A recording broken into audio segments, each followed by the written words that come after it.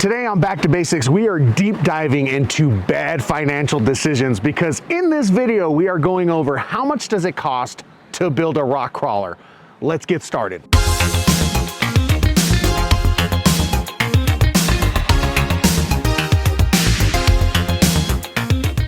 Hey, what's up guys? Welcome back to an episode of Back to Basics, where we take a practical and realistic look at all things off-road. Now in today's video, we are talking about how much does it cost to build a rock crawler. I want you guys to make no mistake about it. This hobby is expensive, and I'm not just talking about rock crawling. That goes for any type of off-roading, whether that's overlanding, mudding, pre-running, freaking rock crawling. It is all expensive. It is a significant and considerable financial cost to build a vehicle like this. Yes, you could do it on a budget, and today we're going to be talking about a vehicle that's built on a budget. This is my 1988 Toyota pickup Winchers. This is my rock crawler. This is my very first truck that I picked up in 2017. In fact, when I first picked up this thing, it was nearly stock. It was clean and not the beat up thing that you see here today. And over the years, I have spent a ton of money building this thing. I've also saved some money by building it in smart ways, and I've also lost a lot of money by building it in bad ways. And we're gonna talk about all that in this video. Now, I've already finished up this video, but I have to pop in real quick. By the way, we're on the trail recording this Back to Basics video. We're out at the Rubicon.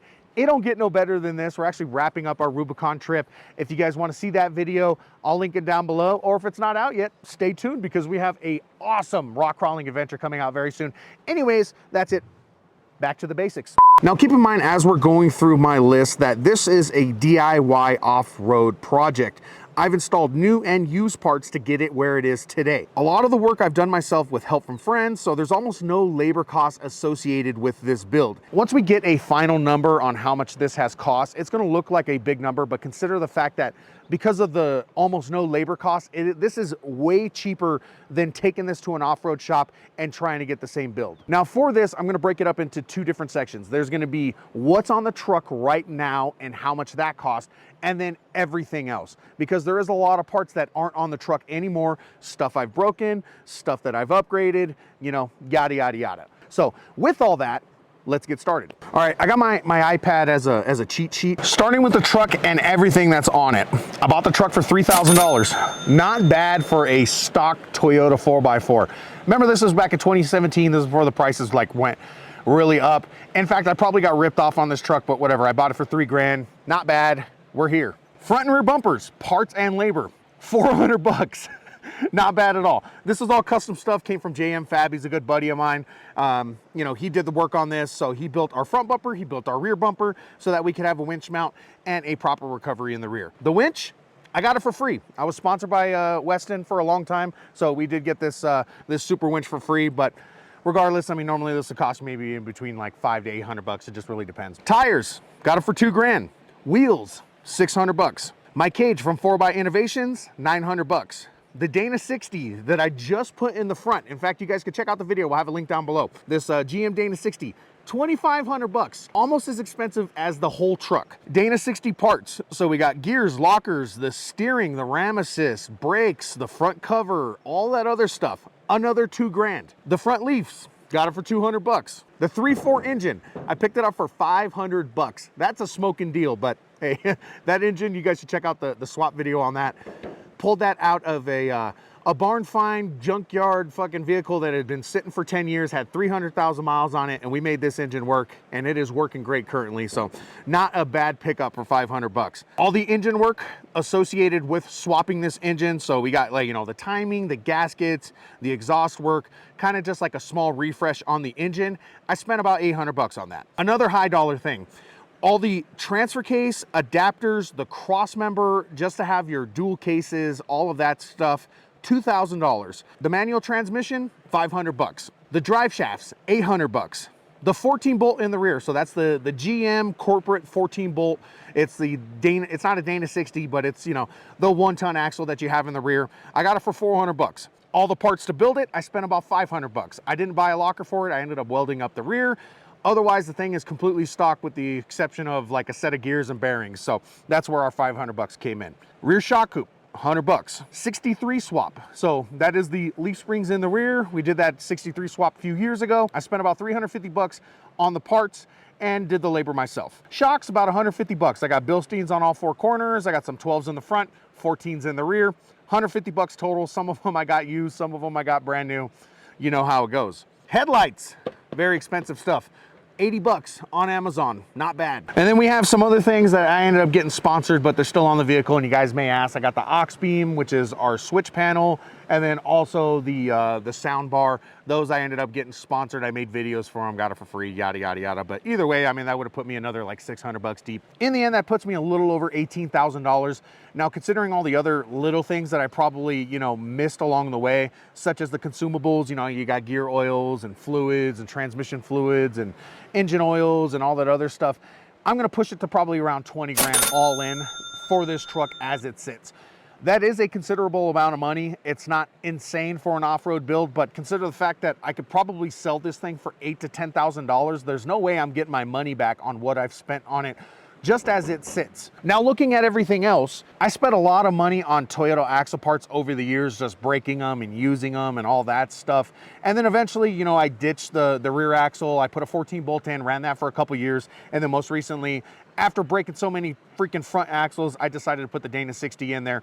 But let's go over all the axle parts and things that I've had to go through and just spend a lot of money. So the front axle with the air locker, I got it for 500 bucks. Not a bad price. Usually you have to get these axles for anywhere between like 1,000 and 1,500 bucks now, but back then I got a little bit cheaper. The first set of gears and labor for the front axle and the rear axle, I spent about 1,000 bucks. Not bad, but still, hey, considerable cost.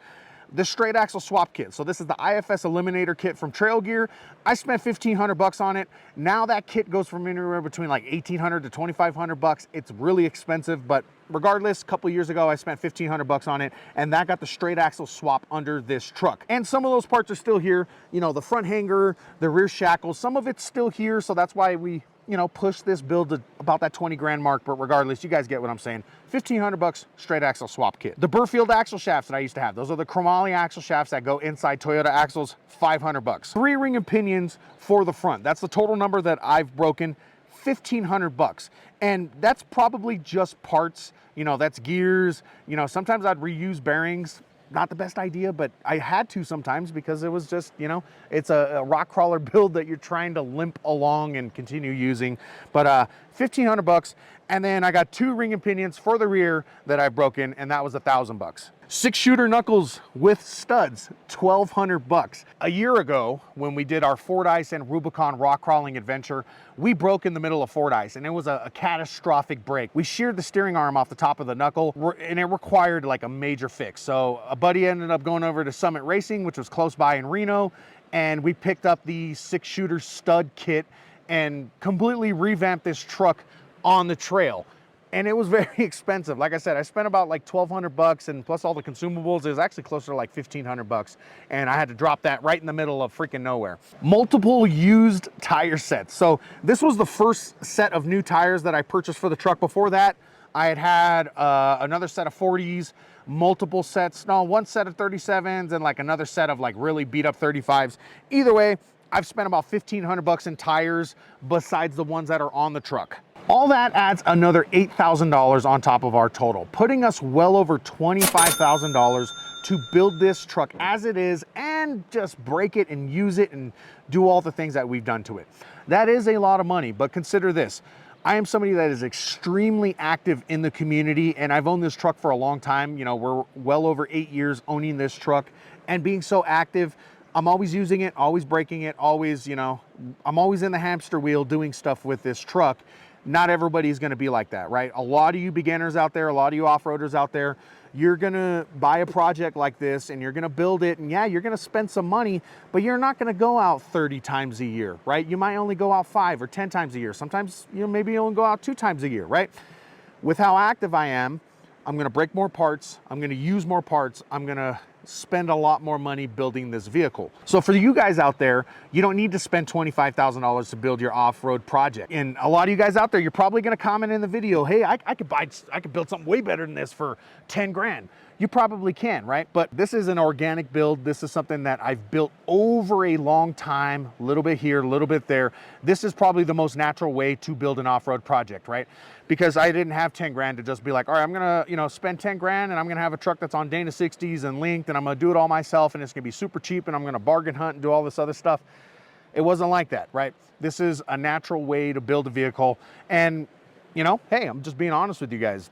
It was a lot of money, but we're here and I'm proud of this truck. In the end, I want you guys to use my example as an opportunity to learn some of the good things I've done, right? I've put good parts on this truck. I've used it, I've built it, I've done all that stuff. I also made some bad decisions. There's times where, I've had differentials built in a hurry, and I've reused bearings. Not the best idea, because sometimes you're gonna break it, or having bad bearings or whatever, or used parts or whatever it is, right? One of the things that I always hear from people is like, why don't you build it right the first time, right? Could I have saved a lot of money if I were to just save the money and did Dana 60s and linked it, and, put a nice LS in there and did all that stuff, and I, spent a good, 25 grand on building this thing as cool as I possibly can. This truck would have sat for years before I could even use it, because the reality is, you got to use your project as you go, right? I have the mindset that a working, running project keeps you motivated to continue building it, right? But if this thing had been sitting in the garage for years, as I'm waiting to save up to buy an LS, save up to buy a kit to swap it in, and then saving up for the first Dana 60, and then the second Dana 60, and then building that, the truck would have sat forever. I wouldn't have had all the fun and all the memories and all the adventures that I've had in this truck. It wouldn't have happened if I didn't do it the way I did. So like I said, this is the most organic way, and it's just an example for you guys to learn from. Now, to continue with this theme, in a future Back to Basics video, I'm actually gonna be putting this truck up against another vehicle of mine, and we're gonna be talking about the question of built versus bought.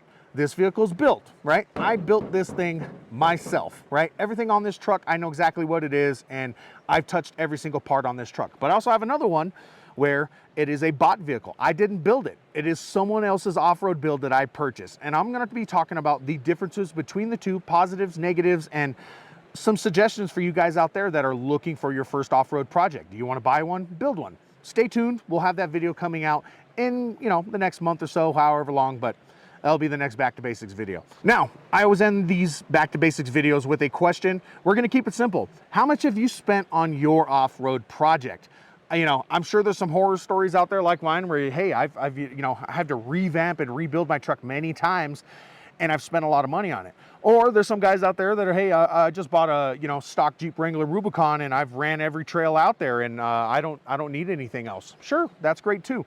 But comment below, for you veterans, how much have you spent on your off-road project? But hey, that's gonna be it for this episode of Back to Basics. I hope you guys enjoyed. Hope you guys learned some stuff about how much it costs to build a rock crawler. Maybe in the future, we'll do another one on my Tacoma. How much does it cost to build a generalized cool off-road build rather than a rock crawler specifically? If you guys want to see that, comment down below. But other than that, I want to thank you guys so much for watching. You can subscribe to the channel, follow us on Instagram, Facebook, YouTube, and Patreon. You also see for shirts, hats, hoodies, and all those other goodies. Dirtnation Offroad, BigCartel.com. Until next time, thank you guys. We'll see you again.